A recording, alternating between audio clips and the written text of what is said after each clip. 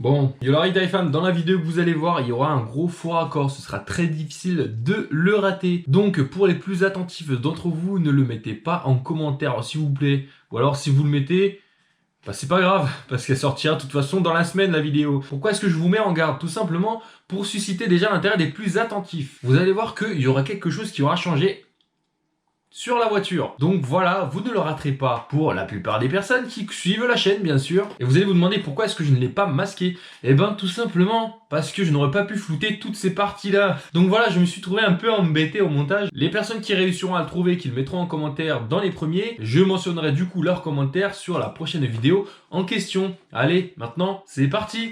Yo la femme, j'espère que vous allez bien. Aujourd'hui je vais faire la vidéo d'ici. Bien sûr ce n'est pas vrai, j'espère que vous allez bien. Aujourd'hui on va installer des vitres latérales arrière qui peuvent s'ouvrir sur la Rover 100. Allez c'est parti. Première chose, d'abord, vous allez me dire, mais comment est-ce qu'il trouve des pièces comme ça? Mais ça sort d'où? Il a une voiture derrière cachée ou quoi? Alors, comme j'y reviens à chaque fois, ces vitres latérales arrière proviennent de la GTI, dont j'ai pris les pièces pour ma Rover GTI verte, soit P. Bon, beaucoup de GTI dans cette phrase. Petite explication rapide pour les nouveaux et petit rappel également pour les anciens. Tout d'abord, j'avais une Rover 111 de base, moteur, carburateur, etc. Et ensuite, j'ai trouvé une Rover 114 GTI qui partait à la casse. Donc, j'ai pris les pièces pour les transférer sur la Rover 111. Entre-temps, la Rover 111 est tombée en panne et je me suis racheté une autre Rover 111. Donc les pièces qui venaient de la 114 GTI qui étaient destinées à la Rover 111 verte sont maintenant destinées à la Rover 111 grise, la nouvelle que je viens de me prendre. Puisque la Rover 111 verte maintenant n'existe plus à la Retail Family. Voilà, maintenant j'espère que c'est un peu plus clair. J'avais donc l'intention de les installer sur cette voiture-là. Et cette GTI, si vous ne savez pas de quoi je parle, elle est ici. Comme à chaque fois que je le rappelle, il y a donc une fin plutôt différente pour la Rover GTI verte. Aujourd'hui, je les avais donc conservées pour maintenant les installer sur la Rover Série 100. Alors je me suis dit, pourquoi est-ce que ce serait intéressant tout simplement? L'air de rien, j'emmène parfois du monde dans ma voiture. Notamment pour le road trip 2019 où j'avais pris quand même 4 personnes dans la GTI. Et ben on avait chaud, on avait très chaud à 5 dans une petite voiture comme ça. Le truc c'est qu'en plus, et ben on était là sur autoroute, on pouvait pas ouvrir les fenêtres. Et on avait quoi? On avait juste le ventilateur qui nous soufflait de l'air chaud. Et ben je vous avoue que il y avait mieux quand même comme confort à l'époque. Hein. Bon après je leur ai dépanné la vie quand même, c'était cool. Et puis c'était cool. Voilà, le covoiturage c'est cool quand même. Déjà c'est écolo tout ça. Et on rencontre des personnes qui sont plutôt intéressantes en plus. Hein. C'est cool. À part bien sûr si vous tombez sur des psychopathes, bon bah là c'est un peu plus compliqué quand même d'avoir confiance quoi. L'idée des vitres latérales à l'arrière surtout c'est que elles puissent s'ouvrir sans être face au vent. Donc voilà, je vais vous expliquer aujourd'hui ce dont j'ai besoin pour faire cette modification et en même temps les étapes normales pour pouvoir les installer. Et en fait, vous êtes de plus en plus nombreux à commenter mes vidéos. Là, je suis comme ça des fois assis, je regarde mon portable et il y a des notifications. Et je vous remercie encore d'être aussi actifs sur la chaîne, les gars. C'est que comme ça que YouTube il va comprendre que les mecs là-bas ils font du sérieux quand même. Et donc voilà, je vous encourage encore à continuer à commenter les vidéos, à être aussi actifs. Je vous remercie. Continuez à partager, continuez à commenter et à liker les vidéos. Et bien sûr, on n'oublie pas de s'abonner si on ne s'est pas encore fait. Et donc bien sûr, si je vous manque juste un petit peu, même comme ça, vous pouvez me retrouver sur mes réseaux sociaux qui s'affichent ici. Et bien sûr, dernière chose, le mail pour la création de la vidéo FAQ est toujours ouvert. Vous pouvez toujours envoyer vos questions, puisque du coup, vous contribuerez à la création de cette vidéo. Et maintenant, on y va. Et c'est parti. Ok, j'ai récupéré mes fenêtres qui étaient dans la cabane au fond du jardin, là où je rends un peu mon bordel pour la voiture. Je vais commencer à les déballer avec un cutter, bien sûr, faites très attention. C'est un cutter, c'est des verres derrière, on va pas risquer de les rayer. Je tiens d'ailleurs à remercier mon papa de les avoir bien protégés comme ça dans des films à bulles. Elles ont été conservées super safe, yes, c'est cool. Une fois déballées, j'en avais donc 2 dans le lot.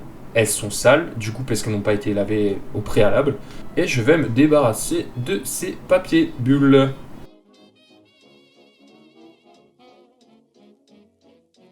Ok, donc petite inspection, on voit qu'il y a les joints en fait qui ont dégouliné sur le verre et qui ont durci. Donc je vais enlever ça pour commencer parce que c'est dégueu. Ah oui, autre chose c'est qu'il faut aussi les joints qui vont avec les fenêtres qui sont abattantes. Alors là par contre les gars, je fais ça avec un cutter, surtout ne faites pas ça comme moi. Hein, je sais que c'est très mauvaise idée, déjà parce que c'est du verre, puis je risque de le rayer fort et même le casser. J'ai rien trouvé de plus solide, même avec une spatule en bois, avec une spatule en plastique, j'ai pas réussi à les enlever, seulement avec du cutter. Donc voilà. Maintenant, je vais commencer à les nettoyer parce que c'était sale. Donc voilà, je prends juste du liquide de vaisselle et je procède au nettoyage complet du verre, que ce soit l'armature ou le verre. Puis ma vidéo sur le lavage bio est sortie, il me semble, la semaine dernière.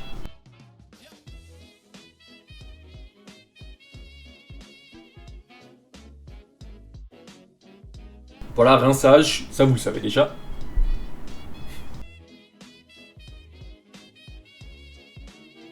Donc maintenant il faut enlever l'ancienne fenêtre arrière. Pour cela il faut commencer par enlever les joints qui le maintiennent sur la carrosserie. Alors ça c'est quelque chose que je n'ai pas trouvé très simple. Parce que finalement ça fait super mal aux doigts d'enfoncer les doigts dans le caoutchouc comme ça pour le faire dépasser en fait de l'autre côté. Une fois, comme vous pouvez le voir, je réussis à enlever une partie du joint. Et bien je fais passer une spatule en plastique tout le long pour faire décoller le joint dans son ensemble.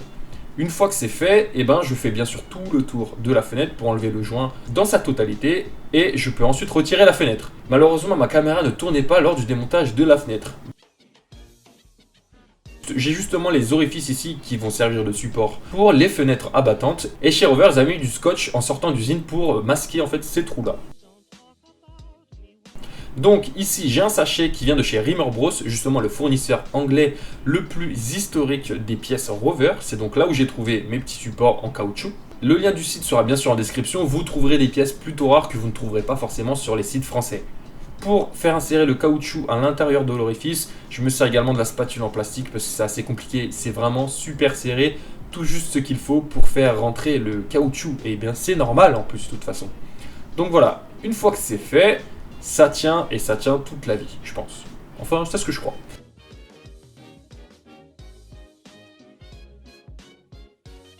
Ok, maintenant pour le joint. Bien sûr, il faut changer le joint de fenêtre puisque le joint qui correspondait aux fenêtres qui restaient fermées n'est pas le même que celui pour les fenêtres abattantes. Du coup, pour le démontage, c'est l'inverse en fait de ce que je fais là au remontage. J'ai juste à tirer dessus, tout simplement. Et comme vous pouvez le voir, au remontage, c'est très simple. Il suffit d'appuyer pour que le joint prenne sa place. Une fois que c'est fait, je peux donc présenter la fenêtre abattante à son emplacement. Donc ici, on a les deux fentes en haut et en bas. Ça, c'était plutôt galère pour ma part parce que la fenêtre est assez incurvée.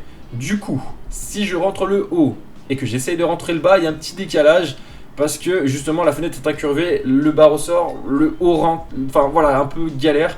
Donc voilà, une petite gymnastique comme ça, il faut appuyer assez fort pour pouvoir garder les deux en place et pour pouvoir fermer la fenêtre. Et ça va. Et voilà, j'ai réussi. Top, yeah. La voiture est sortie d'usine avec des trous à ces emplacements-là où j'ai mis des chevilles en métal. Je les mettrai d'ailleurs en description si j'arrive à les retrouver. Ensuite, je place le mécanisme devant les deux trous et finalement, je n'ai plus qu'à insérer les vis qui correspondent au bon diamètre. Et ensuite, bien sûr, les resserrer. Et voilà, aussi simple que ça. Ok, donc voilà, une fois que c'est installé, je peux faire le petit test de l'ouverture du mécanisme. Franchement, c'est assez simple et c'est assez robuste pour ma part, je trouve. Et bien sûr, au niveau de l'étanchéité, il faut voir si le joint est bien serré lorsque l'on ferme le mécanisme.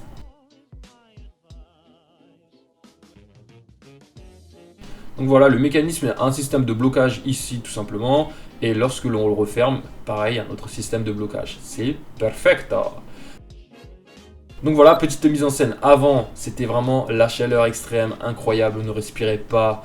Voilà, maintenant on est bien en vacances, là c'est bien l'été, ouais. J'ai ouvert cette petite fenêtre qui m'a permis de garder mes passagers en vie. Et donc voilà, après un après-midi de mécanique et de bricolage, franchement, le gain est là. D'accord, je n'ai pas pu vraiment l'essayer, hormis la petite mise en scène très réaliste quand même. C'est un petit plus qui apportera toujours plus de confort à la vie à bord dans la voiture, surtout que c'est déjà assez rustique comme ça avec les suspensions. Et ben là, on va se délester un petit peu, donc c'est lourd. Merci à moi, du coup, pour les avoir installés. Du coup, merci. Et bah de rien. Ah oui, un plaisir. Donc voilà, les vitres arrière peuvent s'ouvrir sans avoir des gros appels d'air qui nous font complètement perdre les cheveux. C'est lourd de fou. Sans oublier qu'en plus, moi j'ai le toit ouvrant et qui peut s'ouvrir de la même manière.